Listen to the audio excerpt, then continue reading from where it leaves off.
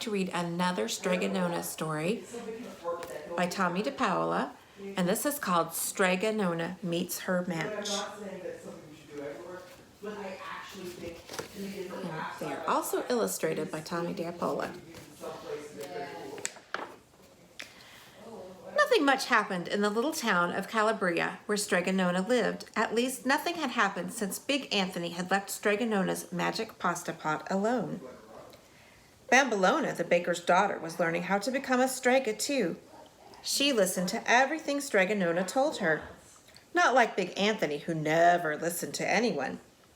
Bambolona kept everything running smoothly, so life was peaceful in Strega Nona's little house on the hill.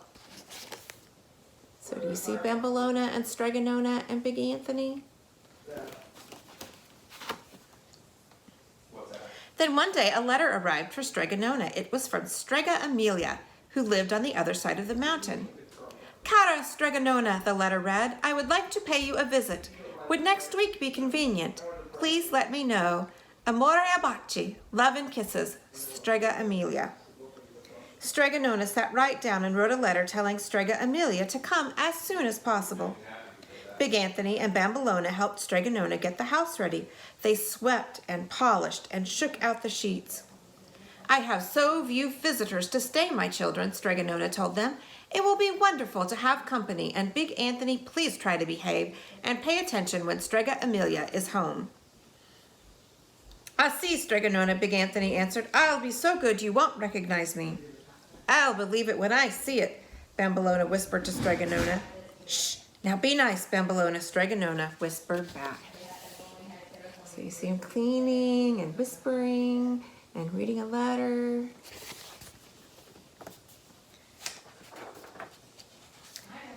Ciao, cara, Strega Amelia called as she reached the top of the hill.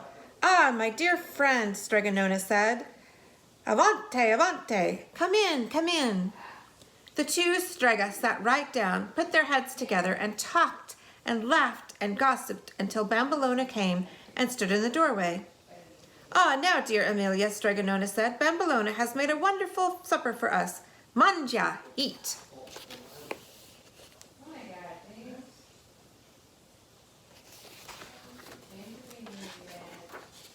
The next morning, Strega Nona was busy helping the townspeople who came to her to cure their headaches, to find husbands, and to get rid of warts.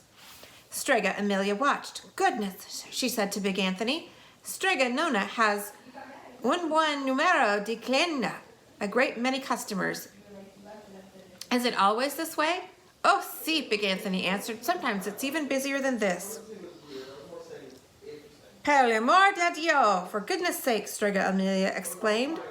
I see she still uses the old-fashioned ways, too. I'll have to think about this. She's thinking.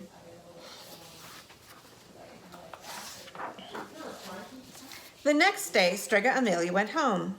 Arrivederci, Strega Nona. Goodbye, Bambolona. Goodbye, Big Anthony. Strega Amelia called as she went down the hill.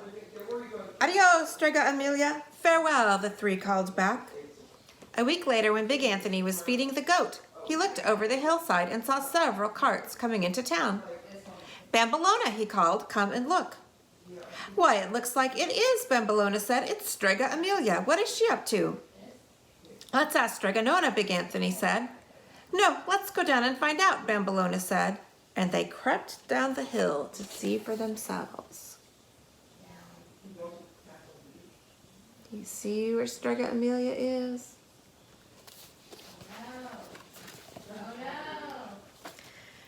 They went back in no time. Strega Nona, Bambolona and Big Anthony called, all out of breath.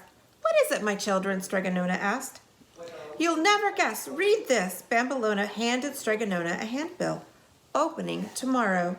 Strega Amelia's helpful services. Husbands found for young ladies, headaches cured, warts removed, other remedies, latest scientific equipment, free sweets and coffee with every visit. Well, Strega Nona said, I don't think there's anything to worry about.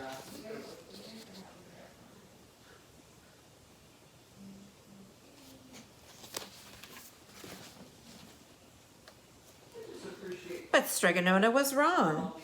One by one, the townspeople started to go to Strega Amelia.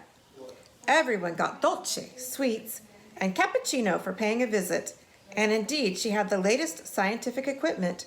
Strange-looking machines that did all kinds of things. The lines of people grew longer and longer. Strega Nona had met her match. Finally, one morning, not a single person came to Strega Nona's house.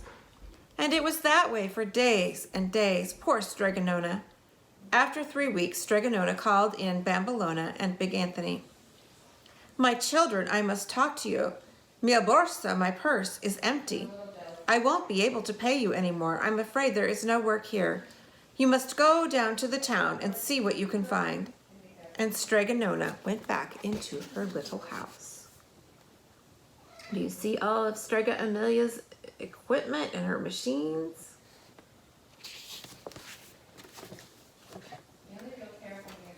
The next morning, Bambolona was there as usual.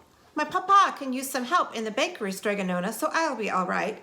And I'll be able to come by a few days a week to help you too." "Ah, my sweet Bambolona, you are so good," Strega Nona told her. "But what about our Big Anthony?" "Here he comes now," Bambolona said. "Oh, Strega Nona, Bambolona, you'll never guess, I have a new job," Big Anthony shouted, all smiles. "You don't have to sound so happy about it," Bambolona scowled. "No, Strega Nona said. Tell us, Big Anthony, what is it?" "I'm going to work for Strega Amelia," Big Anthony exclaimed. "You're what?" Bambolona screamed. "Stop, stop," yelled Big Anthony. "Yes, Bambolona, stop," Strega Nona said. "I think that is wonderful, Big Anthony. When do you start?"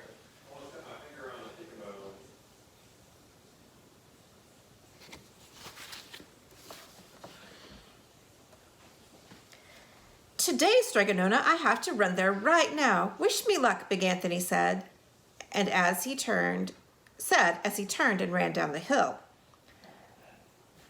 "Buona fortuna, good luck," Strega Nona called after him. How could he? How could he? The big ungrateful traitor, Bambolona fumed. "Oh, Big Anthony, you are such a help to me," Strega Amelia exclaimed as Big Anthony followed her around, doing exactly what he was told. He polished the husband and wife machine. He filled up the wort cream jars. He stirred the hair restorer in the big pot on the stove.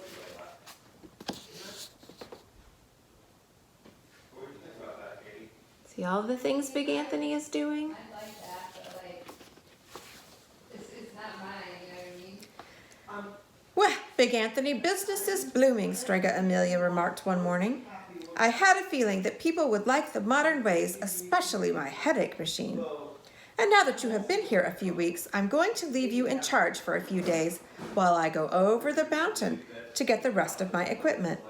Now sit down and listen carefully while I explain how to run everything." Big Anthony smiled. He was in charge. There's the headache machine and Big Anthony, and we used to have a white dog that looked a lot like that. The first day he ran the husband and wife machine backward. The second day he confused the wart cream with the hair restorer. Oh my, look what he's done. You see how he's got things all mixed up?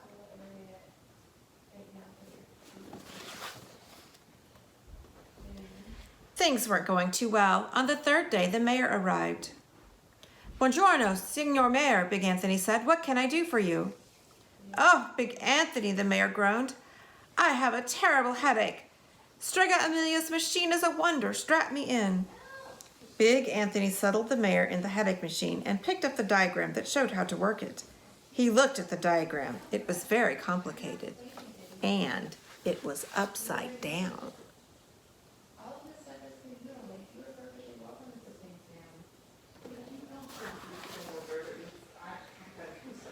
The next morning, all the townspeople were back at Strega Nona's. The mayor was the first in line. "Bambolona," Strega Nona said. "Run down and get Big Anthony. We need him." See everybody in line?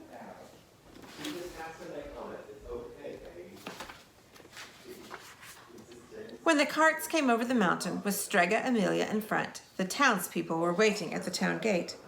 "I'm sorry," the mayor told Strega Amelia, "but we all agree that we prefer the old ways. Our own Strega Nona is enough for us.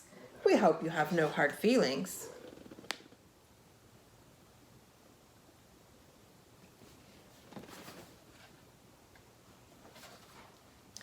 "Arrivederci, Strega Amelia," Strega Nona said. "I'm sorry it didn't work out for you." "Arrivederci, Strega Nona," Strega Amelia said. "I must admit I am surprised. Everything was going so well. And as for your big Anthony, I know you've had trouble with him, but I must tell you, I couldn't have done it without him. He was such a big help." "He certainly was," Strega Nona said with a smile.